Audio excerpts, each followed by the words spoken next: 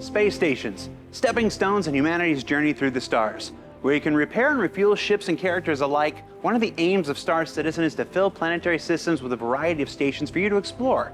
And through our recent staggered development initiative, members of our environment art team have been working through the last quarter to develop a variety of options for the upcoming Alpha 3.8 that aim to bring an exciting array of modular space station interiors to life.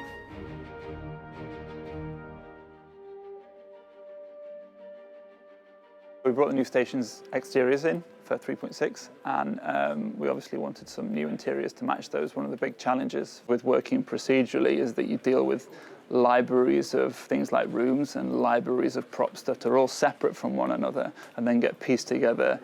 And what often happens during development is that you don't see a final layout until quite late in development, which makes producers and directors a little bit nervous because they're not sort of seeing an end result till reasonably late. But when it is all set up, when all those filters and rules are all worked out and figured out, the end result is like a much more expansive set of layouts all the way through the development.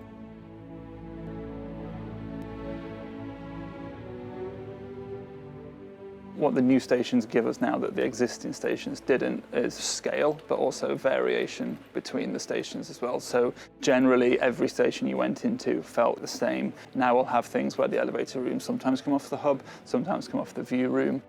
There'll be a food court in some of the stations, there won't be a food court in others. Where shops are, what rooms are used, what adverts are used, all vary between them quite a lot now. So players should be looking forward to just a different experience per station now. They will all fall within the same category of rest and relax, sort of utilitarian art style. So they're not wildly different because they fall within the same sort of group of type of station. But there are enough differences between them for the experience at each station to feel different now. Of course, variations to existing rooms and features are certainly cool, but if you're anything like me, and I'm sorry if you are, you probably get irrationally excited by a good food court. Yes, I'm a simple man that likes to go to one place and get a dozen different food options. And Alpha 3.8 is introducing these marvels of culinary convenience to Star Citizens across the Stanton system. Let's get Eddie back in the chair to show us more.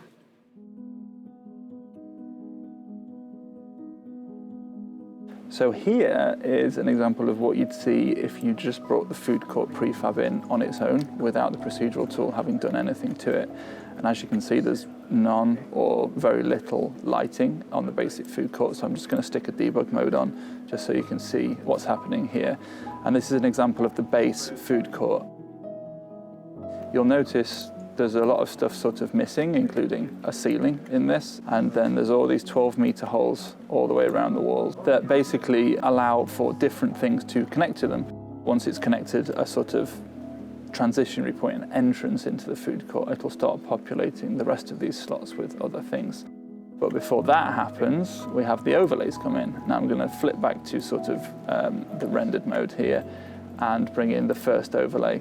So you'll be seeing one of two every time you come to a food court, one of which is a sort of blue theme. And you can see with the overlay, the ceiling has been filled in and some extra adverts and the blue has come in.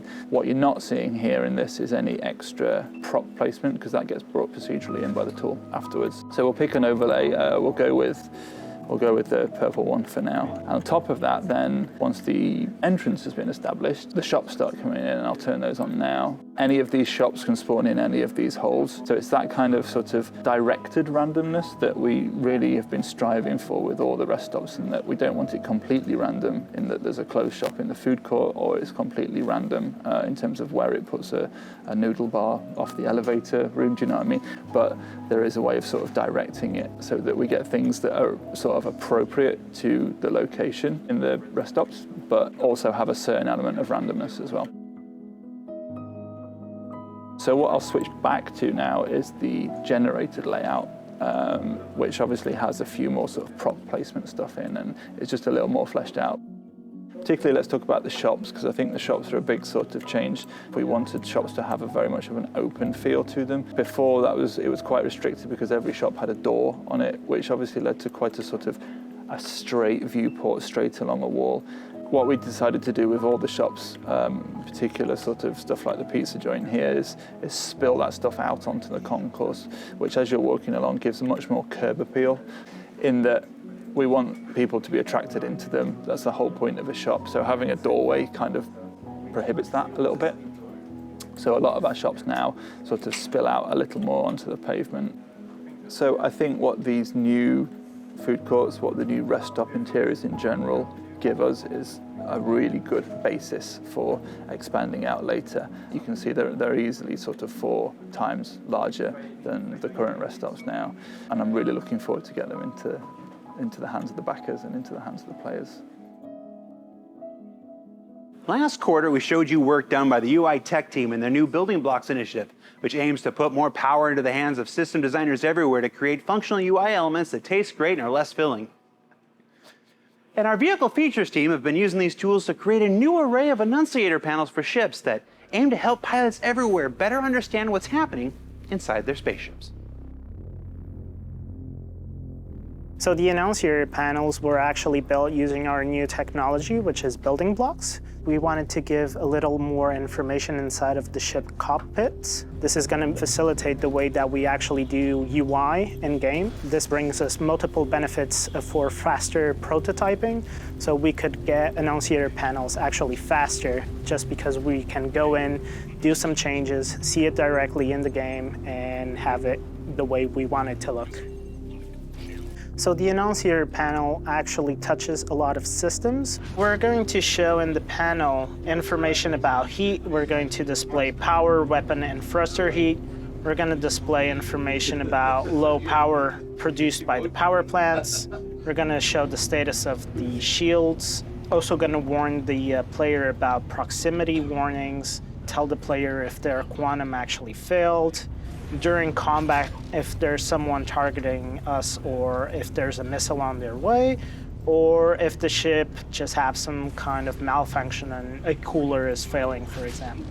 One of the biggest challenges was to gather all of this information, make it visually appealing and easy for the players to actually identify these issues and have a nice way to represent it on the cockpit. So Annunciator panels are going to be available in a few ships. We're looking to update the ships that have spaces for annunciators which haven't been implemented yet, and we're going to add that feature in for Free 8. And that's it for this week's show. With only 4 weeks to go before CitizenCon, our biggest showcase of the year, we're going to spend the next couple episodes dancing between the raindrops, as they say, to see what we can bring you without spoiling any of the surprises in store. But rest assured, with all the panels and presentations there, you won't miss out on any of Star Citizen's continuing development. Oh, and I almost forgot, coming soon is a new free fly event to celebrate the recent release of Alpha 3.7.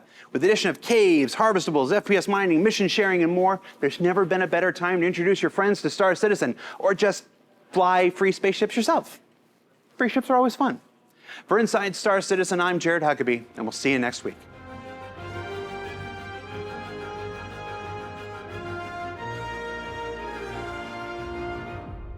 Thanks for watching. For the latest and greatest in Star Citizen and Squadron 42, you can subscribe to our channel, or you can check out some of the other shows, and you can also head to our website at www.robertsspaceindustries.com.